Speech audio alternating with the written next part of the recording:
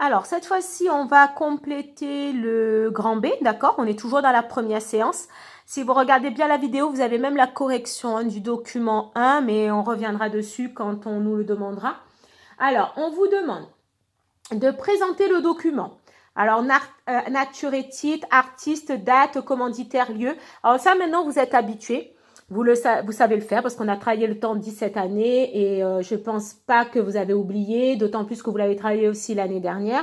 Donc ici, ce qu'on attend, c'est que vous précisez qu'il s'agit d'une fresque intitulée L'école d'Athènes. Cela a été réalisé par Raphaël au début du XVIe siècle. Ça a été commandé par le pape Jules II. Et où est-ce qu'on peut la trouver? Elle orne la chambre de la signature du palais du Vatican à Rome. Voilà tout ce qu'on voulait.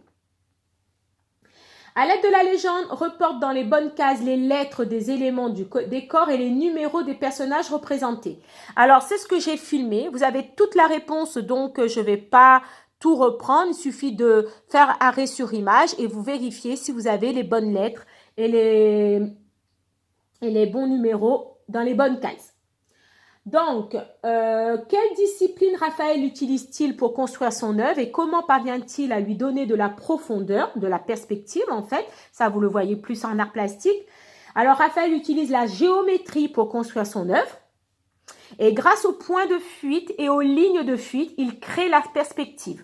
Normalement, vous avez juste en dessous là, on vous montre qu'est-ce qu'on entend par point de fuite et ligne de fuite et que normalement, vous connaissez déjà. Hein. Alors, présente les caractéristiques d'une œuvre artistique de la Renaissance à l'aide des expressions suivantes. Alors, on vous donne inspiration antique, composition géométrique et perspective, l'être humain au centre, importance de la pensée et de la science. Ça va vous permettre de comprendre. Alors, je vous donne une idée de texte que vous auriez pu écrire. Alors, par exemple, les artistes de la Renaissance, comme par exemple Raphaël, placent l'être humain au centre de leurs œuvres et accordent beaucoup de place à la beauté du corps. Ils s'inspirent de l'Antiquité. La pensée et la science guident les artistes qui utilisent la géométrie pour composer et donner de la perspective à leurs œuvres. Voilà un exemple de texte que vous auriez pu écrire. Après, vous pouvez faire arrêt sur image et vous renotez ce que je vous ai dit, il n'y a pas de souci. L'essentiel, c'est de comprendre en fait. Hein. Alors, document 2. Dans le texte, souligne en bleu le passage montrant que le pape Jules II est un mécène.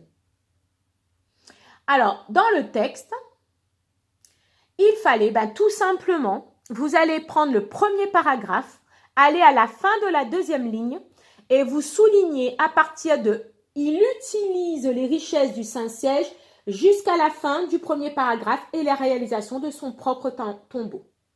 C'est tout ce qu'il fallait souligner. Après, il fallait souligner en rouge le grand chantier de reconstruction qu'il entreprend.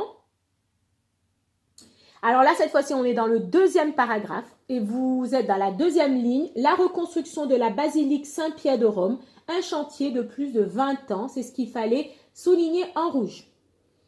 Et ce qu'il fallait entourer, cette fois-ci, le moyen qu'il utilise pour financer sa politique de mécénat, et vous allez dans le troisième paragraphe, toujours deuxième ligne.